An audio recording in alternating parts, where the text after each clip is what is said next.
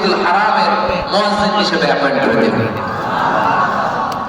দেখছেন কিভাবে ট্যালেন্ট হান্টিং করতে হয়, কিভাবে হিউম্যান রিসোর্স মানব সম্পদকে ব্যবহার করতে হয়। আসছিল আজানকে ভেঙাইতে, আসছিল কেন? আজানকে ব্যঙ্গ করার জন্য, বিকৃত করার জন্য। আজানকে বিকৃত করতে যে ইসলামের সবচেয়ে শ্রেষ্ঠ মসজিদের মুয়াজ্জিন হয়ে গেল। সুবহানাল্লাহ। হযরত আবু মাহজুর রাদিয়াল্লাহু তাআলা আনহু ওনার এই সুললিত কণ্ঠ ব্যবহার করে মসজিদুল হারামে এত সুন্দর করে আল্লাহু আকবার বলে আযান দিতেন। মানুষগুলোর, মুসল্লিগুলোর, মক্কাবাসীর হৃদয়কে তিনি বিগলিত করে দিতেন। মানুষের হৃদয়কে ঠান্ডা হয়ে যেত। শুধু এখানে শেষ না আমার যশোরের ভাইয়েরা, বিশ্বনবী যখন সাইয়েদনা আবু মাহজুর রাদিয়াল্লাহু তাআলা আনহুকে আযান শেখাচ্ছিলেন, বলেন তো বিশ্বনবীর হাতটা কোথায় ছিল? আবু মাহজুরার মাথার সামনে, এই চুলের উপরে ছিল।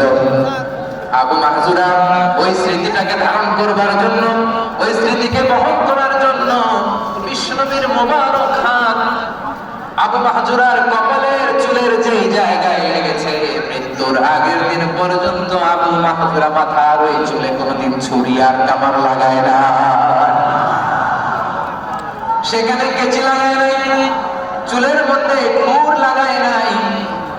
আবু মাহজুরা ডান দিকের চুল কাটতো, বাম দিকের চুল কাটতো, পেছনের চুল কাটতো, সামনের চুল কাটতো না।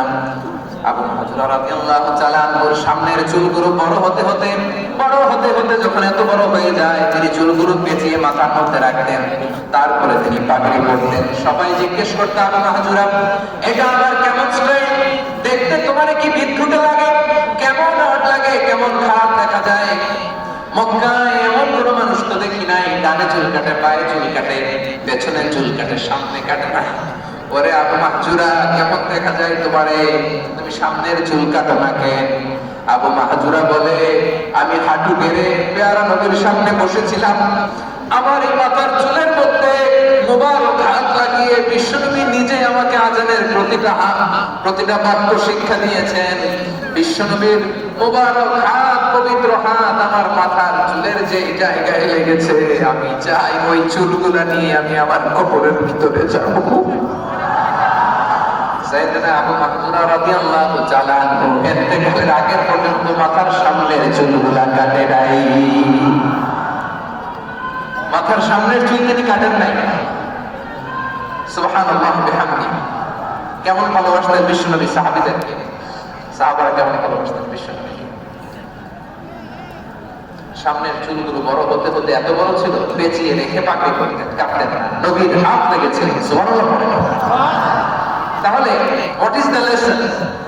মোরাল অফ দ্য স্টোরি কি? মোরাল অফ দ্য স্টোরি হচ্ছে, আসছিল আজানকে ব্যঙ্গ করার জন্য, বিকৃত করার জন্য, হয়ে গেল মসজিদুল হারামের মুয়াজ্জিন। দেখেন বিশ্বনবী একটা খারাপ সিচুয়েশনের মধ্যে থেকে কি ভালো জিনিস বের করে আনেন।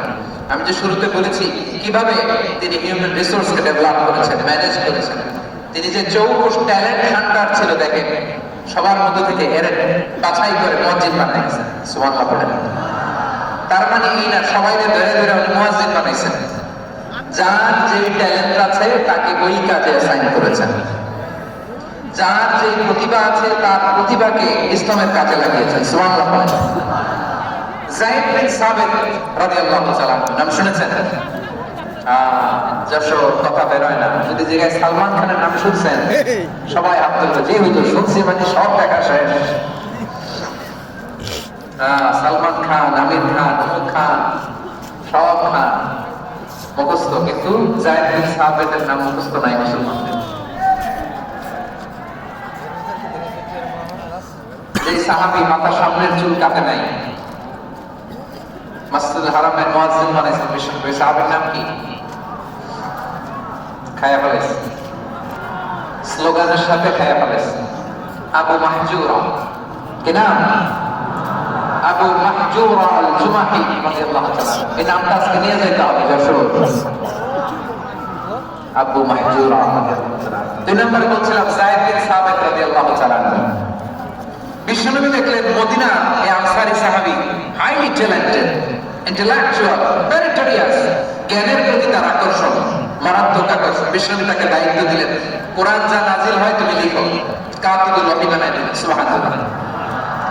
যায়েদ বিন সাবিতের আবার আযান শিখার নাই, কারণ তার মধ্যে বিশ্বনবী প্রতিভা দেখেছেন, একাডেমিক প্রতিভা। বিশ্বনবীর একাডেমিক প্রজেক্টগুলো তিনি হ্যান্ডেল করতেন। যায়েদ বিন সাবিত ছিল বিশ্বনবীর ব্যক্তিগত সচিব।